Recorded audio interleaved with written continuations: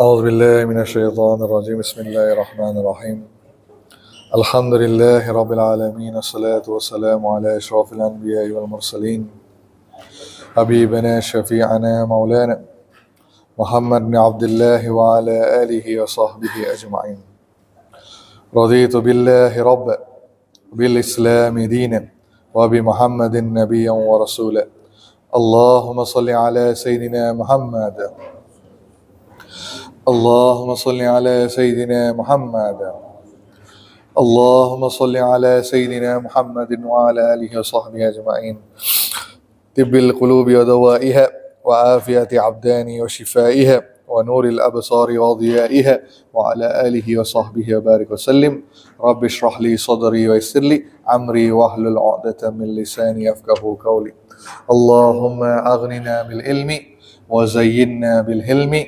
وأكرمنا بالتقوى وجملنا بالعافية. Ya Allah, kayakanlah kami dengan ilmu, hiasilah kami dengan sifat yang baik, muliakanlah kami dengan takwa, dan perbaguskanlah kami dengan sehat wal afiat. Amin ya arhamar rahimin. Assalamualaikum warahmatullahi wabarakatuh. Apa kabar jemaah Fastabiqul Khairat? Mudah-mudahan terus sehat melakukan ketaatan kepada Allah Subhanahu wa taala. Baik, kita lanjutkan pengajian kitab Adabul Mufrad jilid yang kedua karangan Imam Bukhari. Minggu yang lalu kita bahas tentang bab tentang bersin. Bab tentang bersin. Baik, maka apa hukum bersin? Kalau orang bersin apa hukumnya? Disunnahkan untuk dia, kalau orang yang bersin mengucapkan kalimat Alhamdulillah. Alhamdulillah. Baik di dalam solat ataupun di luar solat. Dalam solat pun boleh orang yang bersin mengucapkan kalimat Alhamdulillah. Asalkan Alhamdulillah itu tidak dikeraskan suaranya. Boleh paham maksudnya? Sampai harus orang lain dengar, takut dia pun mendoakan. Jadi boleh kalau kita bersin dalam solat, tapi suara Alhamdulillah itu jangan terlalu kuat, cukup didengar oleh kita sendiri. Perlahankan suara kalimat Alhamdulillah itu. Baik. Terus orang yang mendengar bersin, sunnahnya apa dia? Ya, menyebut dengan kalimat apa kalimatnya? Ya rahamukallah. Baik. Ataupun ya rahamukallah. Boleh itu saja. Terus orang yang mendengar,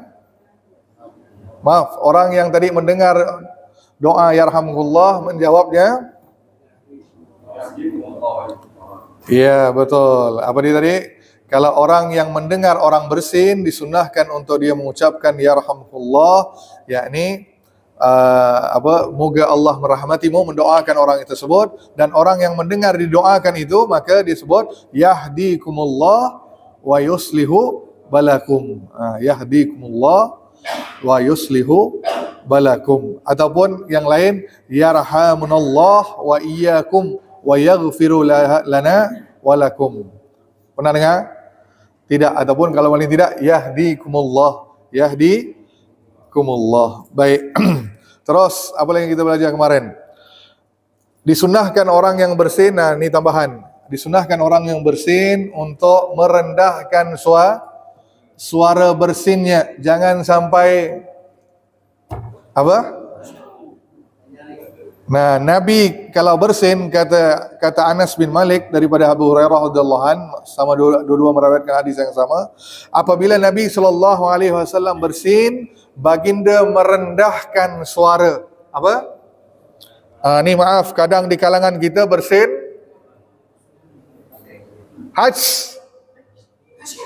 kuat sampai satu kompleks boleh dengar mungkin kan. Nah, maka Nabi kalau bersin merendahkan suaranya dan ditambah yang satu lagi, baginda menutup wajah. Menutup wajah dengan tangan ataupun kain. Ini pun adab kita bersin, menutup wajah dengan tangan ataupun kain. Baju pun boleh. Asal kenapa? Takut yang kita belajar kemarin kan bakteri, virus, dia tersembur keluar, boleh faham? Berbanding dengan muap. Kalau muap kita menarik ke dalam udara tu masuk ke dalam, membahayakan kita. Maka kalau bersin, ia mengeluarkan, maka takut orang lain terjangkiti ataupun tertular. Maka kerana itu, kalau bersin, berpaling. Ni berpaling pun hati-hati juga, jangan sampai ni dia menoleh tu takut membahayakan, boleh faham? Takut membahayakan tulang-tulang urat ni, takut terselioh dan sebagainya. Maka berpaling tu berhati-hati ketika berpaling. Paling tidak alihkan daripada, maksudnya daripada manusia yang ada di sekeliling kita. Faham tak? Jelas apa jelas? Jelas apa jelas? Okey, terus boleh apa tidak kita mendoakan orang yang kafir yang bersin? Boleh?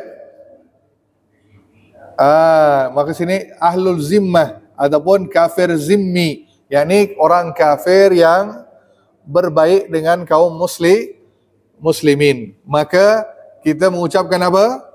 Bukan yarhamkumullah, ganti dengan, kalau sesama muslim kita sebut yarhamkumullah bila dengar orang bersin. Tapi kalau orang bersin itu non muslim, maka anda sebut yahdikumullah. Ingat, moga Allah memberi hidayah. Bukan mendoakan dia yarhamkumullah, moga Allah merahmatimu. Tidak, untuk orang non muslim. Faham tak? Jelas apa jelas?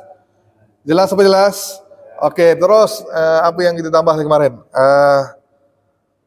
Dalam solat tidak boleh mendoakan orang lain. Kalimat yarhamkullah tidak boleh diucapkan ketika dalam solat. Kalau kita mendengar orang lain bersin, kita tak boleh. Maka pernah terjadi zaman Nabi SAW, Nabi tengah jadi imam, jadi ada yang bersin, ada yang bersin. Jadi teman yang ke sebelah ni, bila dia bersin, dia ucap Alhamdulillah. Terus yang teman di sebelah pun kata, apa? Yarhamkumullah. Maka dia, teman yang lagi di sebelah, dia apa?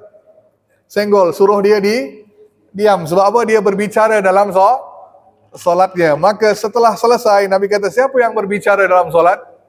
Nabi bertanya, siapa yang bercakap dalam solat? Ya Rasulullah, ana. Tak ada yang jawab awalnya. Awalnya tak ada yang jawab. Maka kali ketiga Nabi tanya, siapa yang berbicara ketika solat? Maka langsung bangun seorang sahabat, ana ya Rasulullah.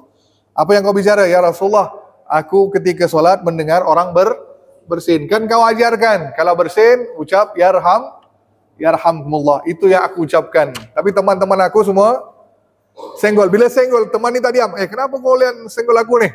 Dia berbicara lagi. Balik faham maksudnya? Dia tidak faham. Maka kata Nabi, dalam solat kau jangan hanya ada tasbih. Tidak ada berbicara. Maka tidak boleh anda mengucapkan yarhamkumullah ketika solat. Kalau kalimat alhamdulillah, ia termasuk tasbih. Boleh. Faham tak? Jelas apa jelas? Terus ada yang tanya kemarin, saya masih ingat apa yang pertanyaan ini kemarin. Ustaz, kalau kita solat tengah baca Al-Fatihah terus bersin, maka apakah harus mengulang dari awal ataupun cukup dari ayat yang kita berhenti? Nah, dua pendapat. Dua pendapat. Yang saya sebutkan kemarin, saya kata berhenti baca di ayat yang kita berhenti. Ini pendapat kebanyakan ulama jumhur. Kalau mazhab Syafi'i, dia ada pendapat mazhab Syafi'i. Imam Syafi'i sangat teliti. Kata Imam Syafi'i harus mulai dari awal. Harus mulai dari awal. Sebab apa? Tidak boleh ketika kita baca Al-Fatihah harus mualah. Tahu mualah? Apa mualah? Harus bersambung, tak boleh putus. Maka kalau orang bersin ataupun dia batuk ataupun dia menguap, maka harus mengulang kembali surah Al-Fatihah walaupun dia dah sampai siratal ladzina an'amta alaihim.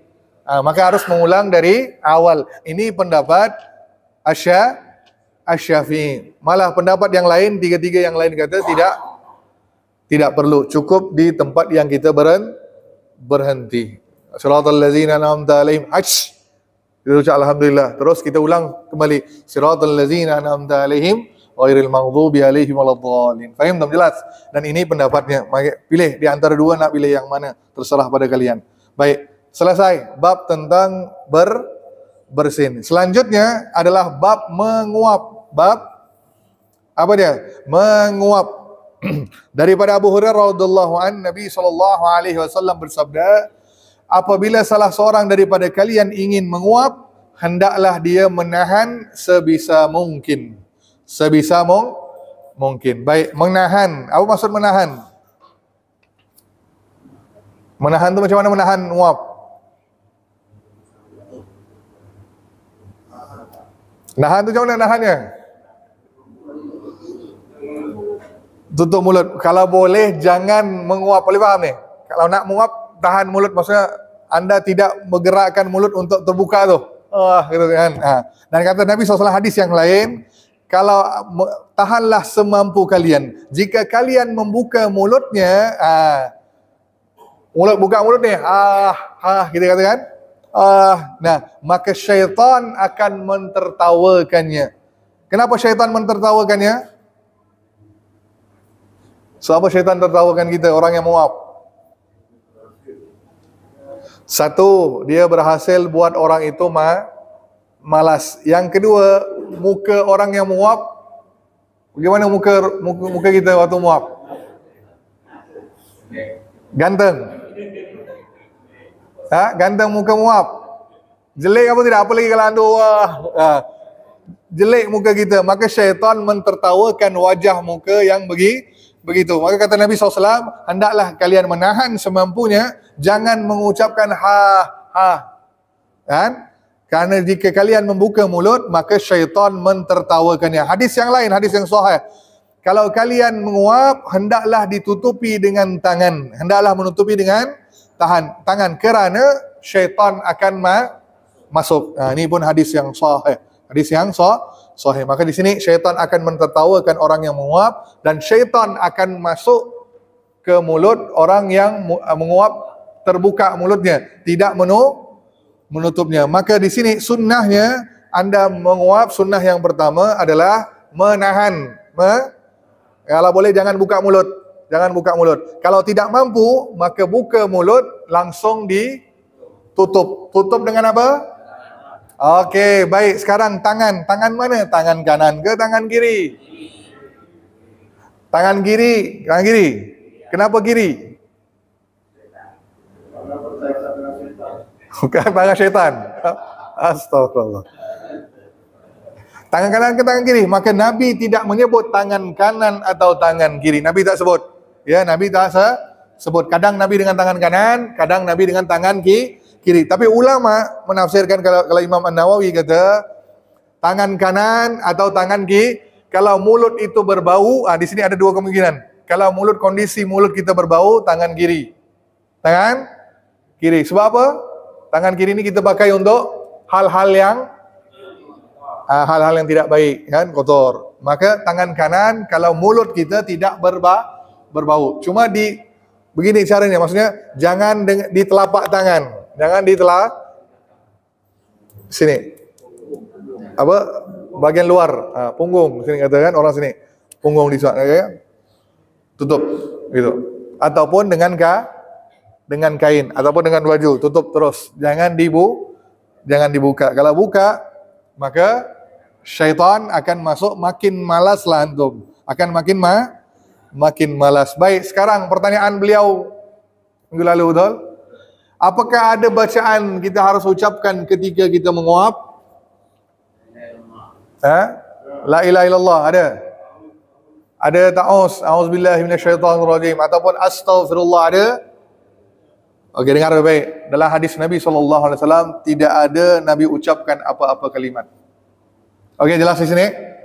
Nabi tak ucapkan astaghfirullah, Nabi tak ucapkan a'udzubillahi minasyaitonirrajim, Nabi pun tidak ucap la ilaha illallah, tak ucap apa-apa kalimat. Maksudnya tidak ada bacaan khusus ketika menguap. Yang Nabi suruh tutup mulut ketika menguap. Maka ada sebahagian ulama menganjurkan, sebagian ulama bukan dari Nabi, bukan sahabat, bukan Nabi, menganjurkan ketika menguap ucap kalimat ta'awuz. A'udzubillah. Kenapa? Kenapa? Sebab dengan menguapkan berkaitan dengan syaitan yang mengganggu. Maka dia menggunakan dalil surah Al-A'raf. Surah apa? Al-A'raf surah ke-7 ayat yang ke-200. Surah ke-7 ayat yang ke-200. Silakan.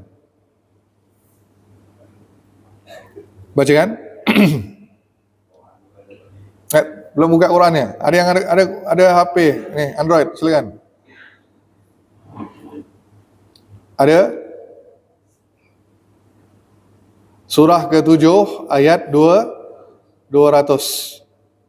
Al-A'raf.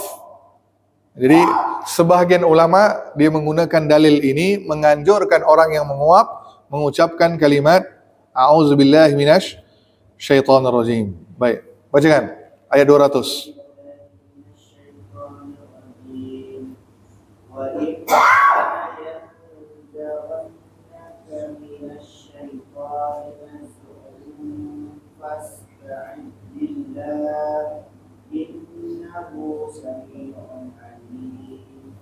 Dan jika setan datang membelamu, maka berlindunglah kepada Allah. Dia Maha mendengar, Maha mengetahui. Baik, di sini dalil mengatakan bahawa jika kalian digoda oleh syaitan, segera minta perlindungan kepada Allah. Maka di sini, dalil ini dipakai oleh ulama, sebagian ulama, maka menganjurkan kita mengucapkan kalimat a'udzubillahi minasyaitonir rajim. Nah, boleh pakaikan dalil ini, boleh, tapi bukan dari Nabi. Jadi kalau ada yang menguap, dia cuma menutup mulutnya, maka anda tidak boleh menyalahkannya. Itu pun dia sunnah. Boleh paham di sini? Okey, sampai di sini ada pertanyaan? Ada pertanyaan? Ya, silakan Mbak. Ya.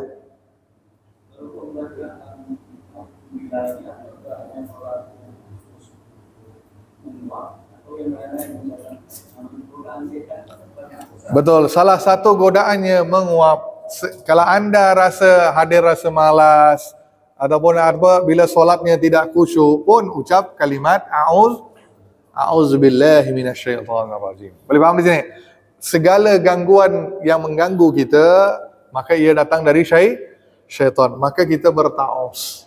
Bukan hanya ketika menguap. Segala perkara yang syaitan mengganggu kita, kan? Contoh nak bangun solat tu malam, nak bangun tahajud contoh kan malam. Nak bangun terasa berat rasanya, maka kita a'udzubillahi minasyaitonir rajim. Maka langsung akan bangun. Nah, di sini kuncinya. Okey, baik. Ada yang lain? Iya.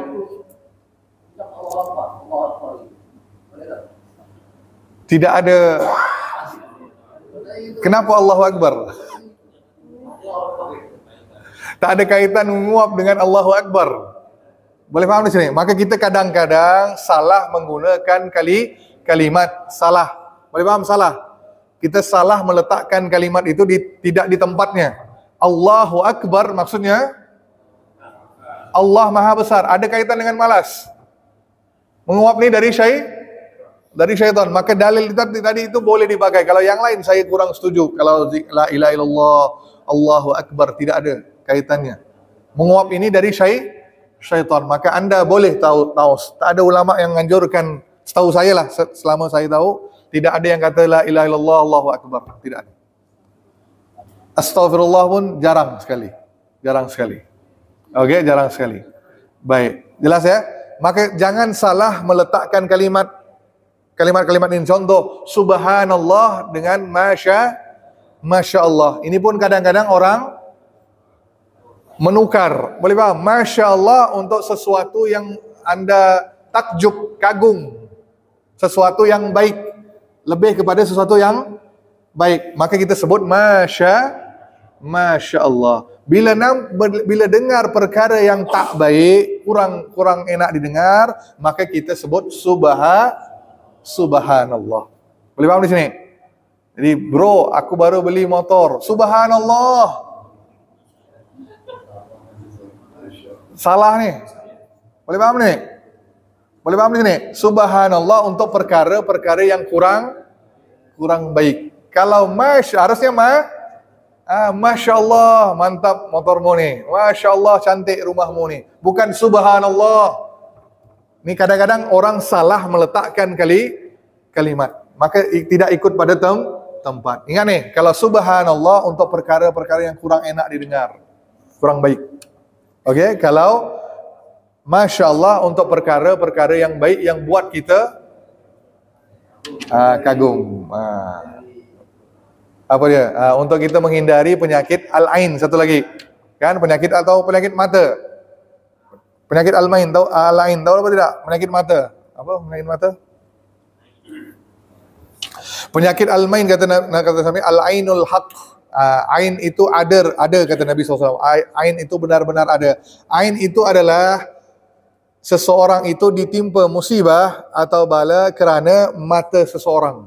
Kerana dari mata seseorang. Itu disebut penyakit al-ain. Al-ain. Penyakit mata. Kenapa? Boleh dari dua sebab. Satu kerana dengki, kerana hasad, dia melihat dengan penuh kebencian. Maka orang itu boleh terkena. Yang dilihat itu boleh terkena al-ain. Ataupun kata Nabi, al-ain ini tidak kira orang baik ataupun orang jahat. Semua orang boleh terkena dan semua orang boleh jadi pelakunya. Maksudnya boleh jadi pelakunya. Baik itu orang beriman ataupun tidak beriman. Boleh faham? Orang baik ataupun tidak baik. Tidak semestinya harus dengan hasad. Anda lihat dengan dengan kagum sekalipun, tetap akan terkena penyakit al-ain. Contoh, Anda melihat anak itu lucu, comel. Kan? Wah, cute-nya anak ni, comelnya anak ini, lucunya anak ini. Jadi Anda kan dengan kalimat yang niat yang baik, bukan kerana benci, bukan kerana dengki, bukan kerana hasad, tapi Anda niatnya baik. Tapi bila Anda pulang, anak tadi menangis terus. Anak itu jatuh sakit, anak itu demam, maka anak itu terkena ain Anda. Ini penyakit al-ain, Nabi kata ada. Ataupun Anda melihat teman Anda beli gamis. Ada gamis nih. Bro, mantap gamismu nih. Beli di mana? Oh, aku baru balik dari Mekah. Balik dari umrah, beli. Oh, mantap gamismu nih. Maka dipuji kan? Pujian yang baik. Maka orang ini berjalan ketika keluar rumah ada paku terus terkena koyak. Maka orang itu terkena ain kerana pujian dari Anda. Boleh faham? Niatnya bukan dengki, bukan hasad, niatnya baik, tapi orang itu terkena al-ain. Kenapa? Sebab yang mendengar tak suka. Siapa yang mendengar? Bukan manusianya. Yang gaib tadi, yang syaitan mendengar, oh kau puji dia, baik, aku kacau dia. Maka syaitan tidak suka pujian kita pada orang lain. Maka Nabi ajarkan di sini, kalau nak putuskan al-ain, maka pujilah Allah sebelum kau memuji yang lain. Pujilah. Maka datang muncul, Masya Allah, mantap gamismu bro. Allahu Akbar, Barakallah. Boleh faham ni? Boleh faham ni? Anda mengucapkan kalimat Allah dulu baru memuji. Maka ain itu terputus. Orang yang kita puji itu tidak akan terkena musibah. Faham tak? Jelas apa jelas? Jelas apa jelas? Pernah terkena penyakit al-ain? Pernah? Orang datang rumah bertamu dengan kita, tiba-tiba pulang rumah, anak demam lah, itu terkena al-ain. Maka saya sarankan, hati-hati kalau orang yang suka majang foto. Majang foto. Bukannya tak boleh, ada khilaf di kalangan ulama, ada yang kata boleh, ada yang kata tak boleh. Tapi kalau saran saya, lebih baik jangan pajang. Letak dalam, album. Letak dalam album. Jangan dipajang. Kenapa? Takut tadi terkena. Orang datang, wah ini keluarga bapak ya, Masya Allah. Takut kita sebut Masya Allah. Kalau disebut Masya Allah pun tak apalah. Terputus ain ni. Dia tak ucap Masya Allah. Maka kita terkena penyakit al-ain. Kalau orang tak ucap Masya Allah, gimana kita nak menegur dia? Orang puji kita tak ucap Masya Allah. Ingatkan dia. Kan tadi kan orang yang memuji harus ucap Masya Harus muji Allah dulu, baru dia puji kita. Seandainya orang puji kita tanpa Masya Allah, gimana cara nak menyampaikan?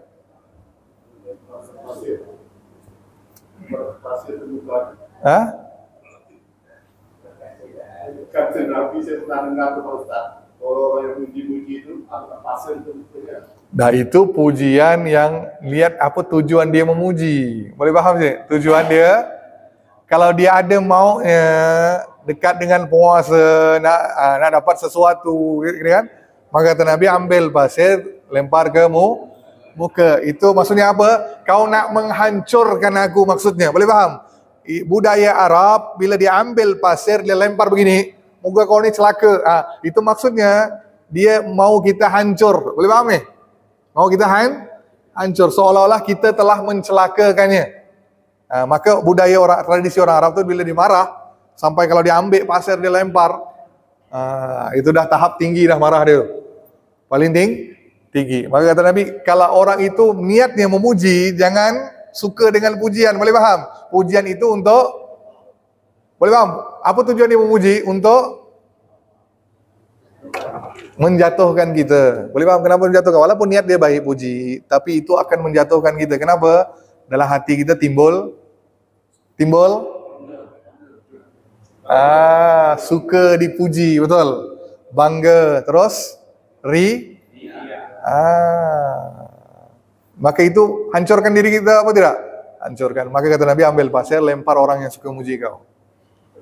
So dia nak hancurkan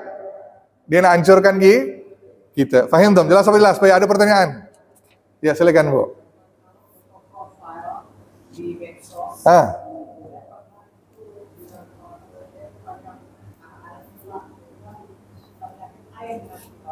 Iya, betul?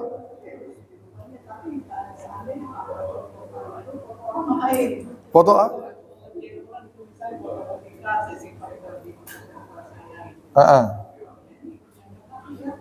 Yang kena itu siapa yang dia puji lah, di antara semua dah gambar tu. Bagi ain itu tidak akan terkena pada kita kalau orang itu tidak memuji. Boleh faham ni? Kalau dia muji dan mujiannya itu tidak ada pujian kepada Allah, baru akan muncul penyakit al-ain. Al-ain. Boleh faham di sini? Makanya kalau orang kita ibu letak gambar bertiga, nah, kalau dia tak puji apa-apa, tidak ada masalah. Di foto profil dah terserah. Makanya kita buat perlindungan di diri. Boleh faham? Perlindungan diri apa dia? Satu, jangan upload. Satu. Itu yang terbaik. Kalau tidak pun masih upload, maka yang kedua ni apa? Buat perlindungan diri. Tahu perlindungan diri? Anda bentengi di diri. Bagaimana bentengi diri? Amalkan bacaan surah Al-Falaq. Al-Falaq, kan? Terutama mengulang kalimat yang terakhir. Apa kalimat terakhir surah Al-Falaq?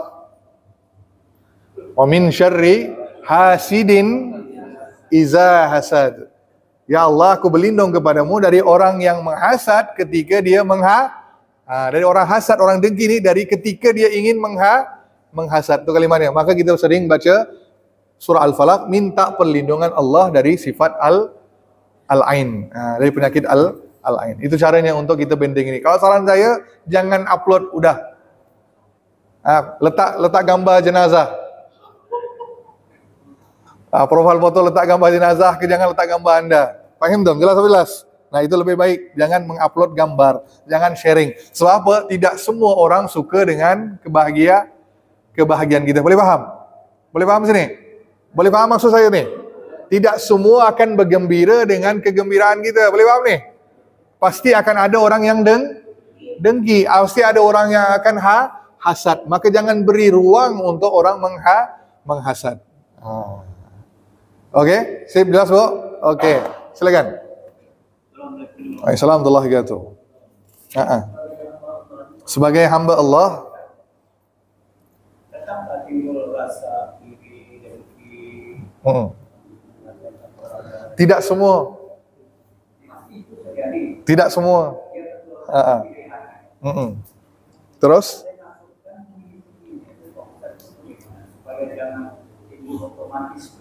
Apa ni? Ciri apa ni?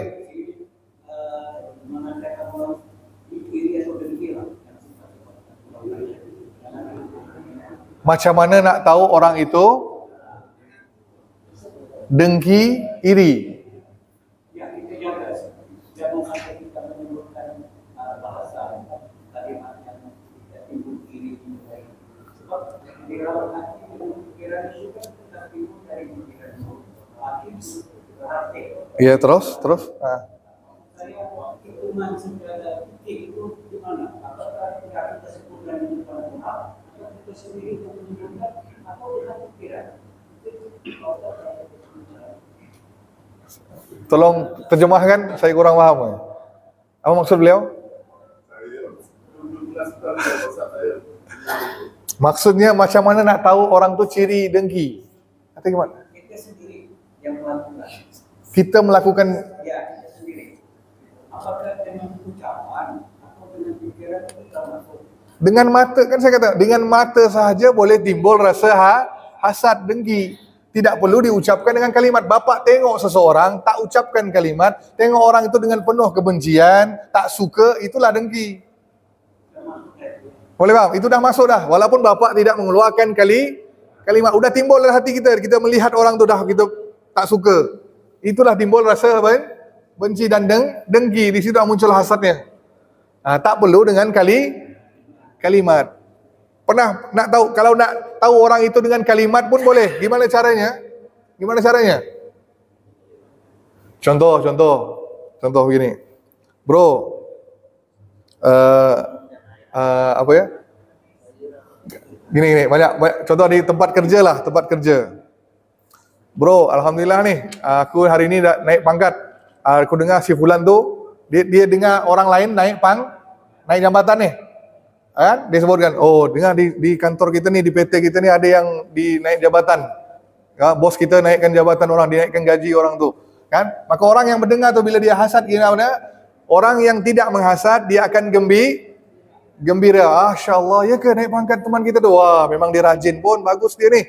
Wajar dia naik pangkat. Kita pun doa lah, mudah-mudahan kita pun diberi gaji yang tinggi, naik pangkat. Maka orang ini hilang sifat hasad. Tapi kalau orang yang dengki gimana? Gimana respon dia? Bila dia dengar orang lain naik jabatan, dia tak naik, dia akan bilang gini, bukan dia jak pun, ada yang lain 3 kan, saya dengar 5 orang naik, bukan dia seorang naik. Kalau ada yang bilang gitu, itulah dia hasad. Dia seolah-olah tidak suka. Itulah hasad, hati-hati. Itulah hasad. Boleh paham nih?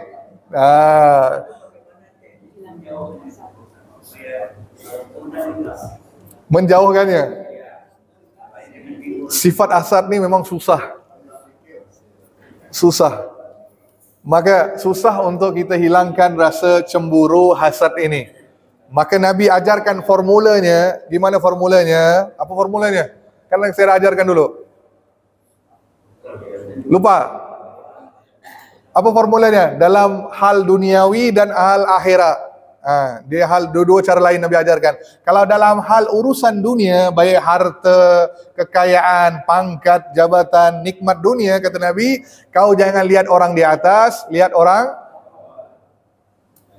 Boleh paham? Syukur itu akan hilangkan sifat Anda merasa cukup bersyukur dengan apa yang ada, maka hasad itu akan hilang. Maka jangan kau lihat di atas, kau lihat orang di bawahmu. Itu hadis Nabi SAW. Maksudnya apa? Jangan kau lihat orang yang ada rumah besar, rumah mobil besar. Lihat orang yang tak ada rumah. Jadi kita yang ada rumah yang biasa, kita akan bersyukur. Alhamdulillah, sekurang-kurangnya aku ada rumah. Orang ini tak ada rumah, tidur di tepi jalan. Itu akan hilangkan rasa dengki kita, rasa hasad kita. Tapi kalau anda lihat orang di atas, kenapa dia diberi rezeki, Allah aku tak dapat. Orang tu tak solat pun, aku solat. Mulalah anda membanding. Maka akan timbul rasa hasad. Itu urusan dunia, segala urusan dunia. Lihat orang di bawah, jangan lihat di atas. Kalau urusan akhirat, terbalik kata Nabi. Lihat orang di atasmu, jangan kau lihat orang di bawahmu. Boleh faham maksudnya? Kalau anda udah solatnya masih bolong, jangan bilang gini, Pak Ustadz, sekurang-kurangnya saya solat, ada orang tak solat pun. Jadi perbandingan yang salah. Lihat orang yang rajin solat, orang yang tahajud. Nah, itu caranya Anda membanding dalam urusan akhirat. Boleh paham di sini? Boleh paham di sini? Bila Anda sedekah, wah Ustaz, sekurang-kurangnya saya bersedekah. Ada orang tak sedekah pun. Sekurang-kurangnya saya baca Quran, ada orang tak sentuh Quran pun. Jangan dibanding dengan orang yang di bawahmu. Banding dengan orang di lihat penghafal Quran, lihat ulama. Nah, dari situ kita akan rasa apa? Ingin motivasi, semangat kita ingin dalam ibadah. Aku pun ingin jadi macam Maka kata Nabi, dua hal ni tak akan ada sifat boleh kita cemburu dalam dua hal. Cemburu ni memang tak boleh, tapi dalam dua hal ni boleh. Apa dia? Ya, akhirat. Dua-dua akhirat. Apa dia? Satu, orang yang berilmu, dia diberi ilmu, jadi Anda cemburu dengan ilmunya. Masya Allah, orang ni hebat, hafal banyak Quran, hafal hadis. Anda cemburu boleh, supaya semangat Anda pun ikut macam dia. Yang kedua, dalam bab sedekah. Bila orang tu banyak duit, dia bersedekah, Anda boleh cemburu dengan dia. Ya Allah, hebat dia dalam sedekah ni. Aku pun ingin jadi. Maka hal lain tak boleh Anda cemburu. Faham tak? Jelas sampai jelas? Okey, situ buat jelas? Okey, caranya dengan syukur, dengan merasa cukup. Okey. Ada yang lain? Ada yang lain? Ya. Ini kaitan dengan penyakit ain tadi di bawah. Penyakit al-ain. Tapi agak di luar ini. Apa di luar apa? Di luar masjid? Ya betul. Sihir. Kena apa?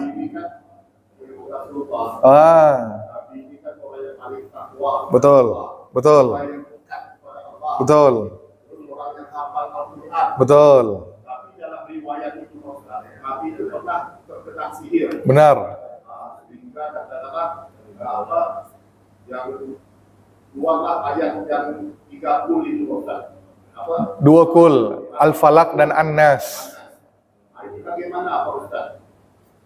Memandang hal ini, kok Nabi bisa dia katakanlah hafal Al-Quran dan Al-Quran itu ada di dalam jiwanya.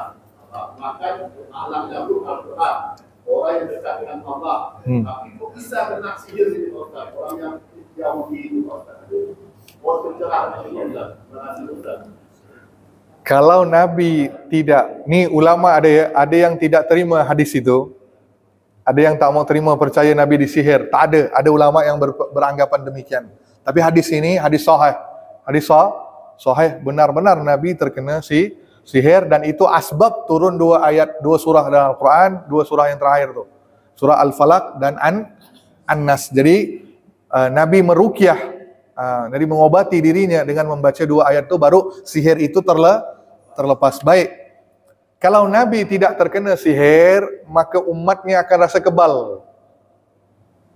Boleh faham? Kalau Nabi tak kena sihir, kita akan merasa kita ni kebal. Boleh faham kebal? Maka anda pun yakinlah ada ilmu kebal. Aku tak akan kena santet, aku tak akan. Boleh faham di sini? Di sini hikmahnya menunjukkan bahawa Nabi juga seorang manusia. Satu, hikmahnya apa? Nabi juga seorang manusia. Yang kedua, Allah ingin mengajar cara untuk mengobati sihir, dan juga tentang bahayanya sihir. Maka Allah ingin tunjukkan kepada Nabi. Nabi terkena sihir. Boleh faham? Tapi sihir Nabi yang terkena ini, niat si Yahudi ini dia menyihir Rasulullah. Niatnya dia menyihir supaya Nabi itu mati. Nabi itu targetnya. Target sihir itu dia nak Nabi SAW mati. Tapi sihir yang terkena pada Nabi, kerana Nabi ada amalan tadi yang antum sebut semua tadi kan, hafal Quran, semua nih amalan takwa, maka sihir itu hanya mampu apa? Buat Nabi lupa. Buat Nabi apa? Lupa urusan dunia, bukan urusan akhirat. Boleh faham? Bukan Nabi lupa rakaat, bukan Nabi lupa solat. Lah, Nabi cuma lupa, aku dah makan ke? Boleh faham? Tadi dah makan, kata Nabi. Tapi Aisyah kata, ya Rasulullah kau belum makan. Nah, boleh faham ni? Nabi mikir lagi. Seolah-olah Nabi bersama dengan istrinya. Nabi kata pergi mandi kan? Ya Rasulullah kau nak ke mana? Aku nak mandi junub. Kenapa ya Rasulullah? Tadi kan bersama. Nah, jadi urusan dunia Nabi terganggu. Setelah Nabi mengetahuinya, rupa-rupa terkena sihir bila ketika Nabi tidur, Nabi bermimpi. Datang dua malaikat duduk di atas kepala dan juga kaki Nabi SAW dan berceritalah mereka. Apa kata dua malaikat ni? Kenapa dengan Rasulullah? Oh, Rasulullah disihir oleh Labid bin Aqsam, nama orang ni, si Yahudi ni, Labid bin Aqsam. Bagaimana dia menyihir? Dia ambil rambut Nabi. Diletakkan dalam kurma kering. Diikat. Diikat dan dilempar ke telaga. Sumur yang telaga, disempat lempar ke situ. Maka terus Nabi dah tahu dah lokasinya di mana. Semula Nabi pun bangun, terus Nabi pun pergi ke lokasi tersebut. Nabi pun buka telaga tu, lihat apa ya? Apa yang ni? Telaga itu berwarna hitam kemerah-merahan hadisnya. Kan? Hitam, maksudnya nampak seperti apa? Sangat-sangat tempat yang aura yang sangat negatif. Maka kata Nabi, tutuplah lagi ini, jangan orang yang gunakan lagi. Maka terus Jibril datang membawa dua surah. Nabi pun meruqyah, Jibril baca langsung Qul a'udzu birabbil falaq dan juga Qul a'udzu birabbin nas. Nabi pun sembuh. Jadi sihir itu boleh membunuh. Boleh faham? Sihir itu boleh sampai ke tahap membunuh andai anda itu tidak ada benteng diri, perlindungan di diri. Maka Nabi juga seorang manusia. Maka jangan antum kata, oh kalau Nabi ni kalau kebal, waktu perang Nabi tak perlu patah giginya. Betul. Kenapa Nabi harus sampai berdarah-darah Nabi berperang? Boleh antum pakai ilmu kebal, bukan begini, langsung lempar terbang. Ada kan? Ada. Ilmu begini tu, ilmu lempar apa? Ilmu apa? Apa sebutnya? Oh, dia buat dengan tenaga batin ni. Wow. Nah, Nabi tak perlu tu minta doa, turunkan malaikat, kan datang malaikat dalam perang Badar menolong. Nabi cukup dengan buat begini saja, hush, semua terbang terlempar. Kenapa Nabi sampai patah gigi, berdarah-darah, muka terkena luka? Kenapa ni? Sebab manusia, sebab sebagai manusia. Nah, tapi bukan manusia biasa, manusia yang luar biasa. Boleh paham di sini? Jadi sihir ini tidak menjatuhkan martabat Nabi sebagai seorang Rasul. Boleh paham di sini? Dari sihir ini terkena ni memang wajar sebagai manusia, sebagai umat ini pun berhati-hati bahawa adanya sihir boleh terkena pada kita. Boleh paham di sini? Jadi jangan alasannya, maaf ni pengalaman pribadi saya. Saya juga seorang peruqyah. Apa dia? Pengalaman saya, seorang perempuan yang hafiz Quran, dia boleh terkena sihir. Nah, gimana tu? Kenapa? Saya pun hairan. Perempuan ini rajin tahajud, amalannya ada, semuanya ada. Hafal Quran. Macam mana syaitan itu boleh masuk sampai perempuan ini kesurupan? Kenapa? Satu, apa kata syaitan? Dalam hatinya ada penyakit riak, dari situ aku masuk. Penyakit itu ada ujub, dalam hatinya ada bangga, aku masuk lewat situ pintunya. Penyakit hati. Walaupun dia penghafal Quran, boleh faham di sini? Pernah satu ketika dia masuk ke toilet, lupa baca apa? Minta perlindungan Allah. Lupa berdoa ketika masuk toilet. Maka itulah waktu aku masuk. Jadi syaitan itu menunggu, boleh faham? Menunggu kita lalai. Bila anda lalai, itulah masa dia masuk. Boleh faham? Nguap tadi, anda tak tutup mulut. Boleh faham ni? Ini kan perkara remeh, betul? Anda ngantuk sangat baca Quran ni, contoh anda menguap, lupa tutup mulut. Itulah waktu syaitan masuk. Nah.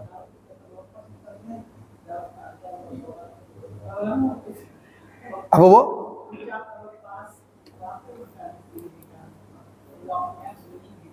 Oh, menguapnya berbunyi. Sebaiknya ditahan, jangan terlepas. Tadi karena dah tabiatnya bu, udah kebiasaan. Jadi rubah kebiasaannya. Jangan lagi menguap, mengeluarkan bunyi. Otomatis. Kalau dia terlepas secara tak sengaja, tak apalah. Kan? Tak apalah, dimaafkan. Tapi kalau anda sekarang dah belajar ilmunya, maka lepas ni hati-hati menguap. Okey. Udah. Satu lagi.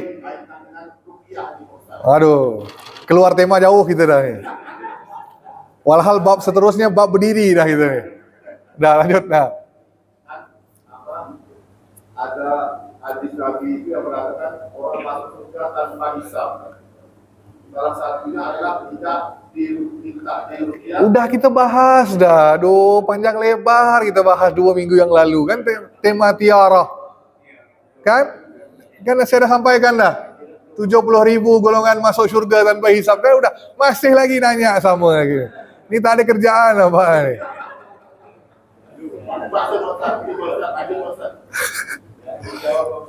Makanya memang betul la yarkun, orang yang masuk syurga tanpa hisab salah satu cirinya la yarkun, tidak pernah diruqyah, tidak minta diruqyah. Tidak minta diruqyah. Kan saya dah bahas panjang lebar. Ruqyah yang mana yang Nabi maksudkan di sini? Maka ulama berpegang, antara ulama yang berpegang kata ruqyah syirikiyah, yang pergi ke dukun, pergi ke bomoh, yang minta telur, minta kunyit, minta ayam hitam. Anda pergi ke dukun, bukan dukun patah ni. Dukun yang memang dia mengubat orang dengan mantra-mantranya. Boleh faham ni? Dengan mantra-mantranya, dengan kerisnya, dengan telurnya. Contoh, ini yang diragui. Ini baru ruqyah syirikiyah. Ini yang tak boleh Anda datangi. Kalau Anda datangi, Anda termasuk, tidak akan masuk ke golongan yang masuk syurga tanpa hisab. Sementara ruqyah syar'i, ruqyah syar'iyah, minta ustaz bacakan air, dan ustaz pun bukan baca mantra. Boleh faham ni? Bukan kan? Dah baca apa? Al-Fatihah, baca ayat kursi, baca qul a'udzu birabbil falaq, terus ditiup. Boleh, syarat ni tiup. Nabi pernah meniup kan? Boleh ditiup. Tapi jangan diludah pula. Yang celup tangan itu tak ada. Anda boleh cuma sekadar tiup. Tiup ada dari Nabi SAW. Yang lain saya tak tahu. Yang ludah lah. Yang ludah itu Nabi. Nabi air liurnya mulia. Air liur kita makin sakit orangnya kan. Nabi pegang kepala budak itu, doakan, dah langsung jadi celik, jadi pandai, jadi bijak kan. Ibnu Abbas kan, Ibnu Abbas Nabi bacakan, pegang kepalanya, Nabi doakan langsung sembuh. Jangan pula antum pegang kepala budak tu lain gila pula dia. Boleh faham ni? Kita dengan Nabi tak mungkin akan sama. Boleh faham di sini? Maka kalau ruqyah syar'i, ruqyah dengan madu, ruqyah dengan habatus sauda, ruqyah dengan apa lagi? Daun bidara, ruqyah dengan apa lagi? Semua ni. Ini semua tibbun nabawi, pengobatan ala Nabi, boleh. Itu syar'i, tidak diragui. Boleh faham? Kalau yang selain daripada itu yang akan buatkan kita masuk syurga tanpa hisab. Jelas? Udah, jangan tanya lagi soalan yang sama. Tak ada kerjaan dah. Tengok dah, waktu dah habis dah. Aku nak pergi bab lain dah, tengok. Beginilah setiap minggunya. Udah, baik. Ada yang lain? Udah, ada pertanyaan lain? Silakan Pak. Masalah dukun dah faham. Baik. Berita lah. Sudah ada.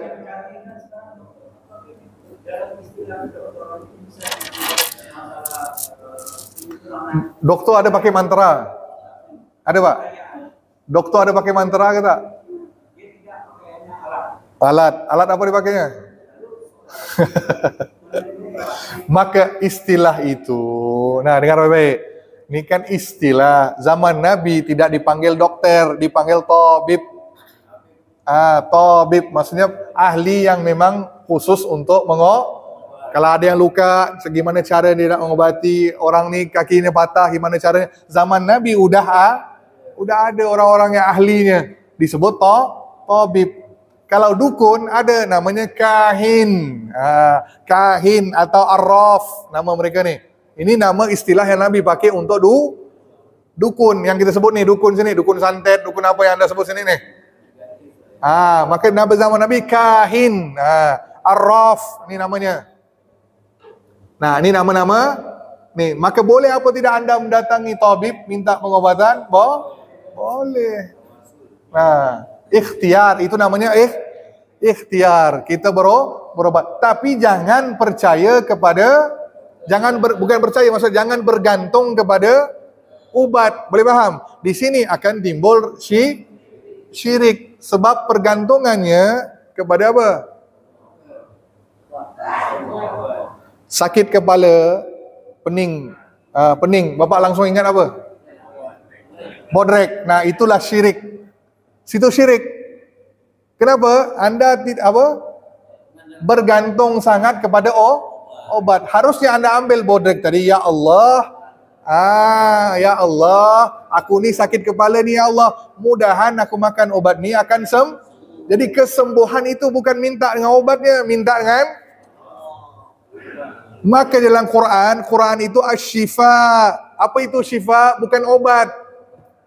Boleh faham? Obat dalam bahasa Arab dawa. Kenapa Allah sebut dalam Quran setiap kali itu syifa ulin nas, syifa limas sudur, sebagai penyembuh. Allah sebutkan sifat obat itu penyembuh. Jadi penyembuh tu minta kepada.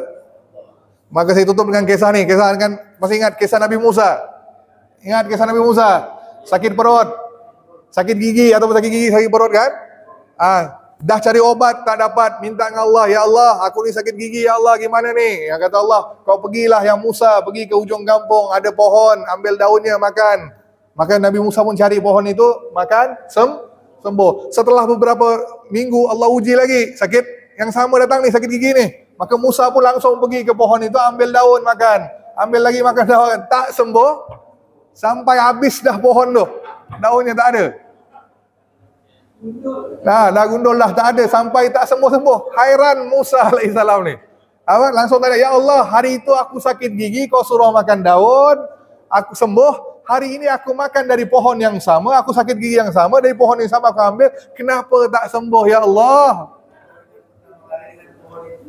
Allah jawab apa? Hari kali pertama kau sakit, kau ingat siapa? Kau ingat aku, kau minta pertolongan aku. Kali kedua kau sakit ni, kau minta apa? Kau ingat aku, kau ingat pohon. Kan dah.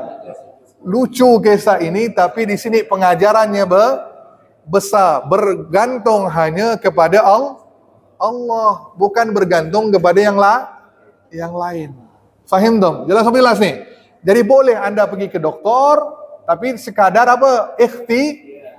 Jangan kata doktor ini boleh menyembuhkan lah. Doktor itu tak dapat menyembuhkan. Cuma doktor itu asbab. Menjadi sebab. Mudahan aku ke doktor ini, ya Allah, kau turunkanlah kesembuhan. Itu baru benar antum. Antum akan hindar dari sifat syirik. Boleh paham di sini? Jelas apa jelas nih? Maka saya sering kalau ada yang minta saya bacakan air. Saya kata, Bapak, jangan percaya air ni. Dia disimpan airnya. Habis nambah lagi dia. Salah saya kata, Pak. Ni saya tak ada apa-apa ni. Saya ni manusia, minta dengan Allah. Bapak sendiri baca airnya lagi. Baru akan bertambah. Jangan berharap ni air ustaz ni disimpannya. Tak ada. Boleh faham di sini? Jelas apa jelas? Nah, belete pula aku jadinya.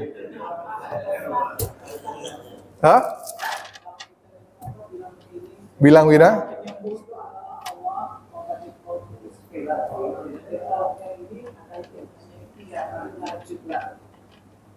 Sambil menghadap? Ibu nak hadap kiblat boleh, tak hadap kiblat pun boleh, nak baring pun boleh, duduk pun boleh, tak ada masalah. Nah, tak ada masalah. Yang kita doakan itulah hati kita minta kepada Allah. Itu sahaja. Itu sahaja. Nah, tak harus antum harus bawa obat tu ke kiblat yang ini. Tak usah lah gitu kan. Di mana sahaja Allah Maha tahu. Allah Maha tahu. Jelas ya? Mudah-mudahan bermanfaat. Nah, gara-gara beliau tak dapat saya sambung ya. Jadi bab seterusnya bab berdiri, hukum berdiri untuk seseorang. Boleh apa tidak kita berdiri untuk orang lain? Boleh faham ni? Kita ada yang datang, kita berdiri. Apa hukumnya? Boleh apa tidak? Kita lihat minggu depan. Wabillahi taufiq wal hidayah. Wassalamualaikum warahmatullahi wabarakatuh. Tutup dengan tasbih kafarah subhanallah bihamdika asyhadu an la ilaha illa anta astaghfiruka wa atubu ilaik.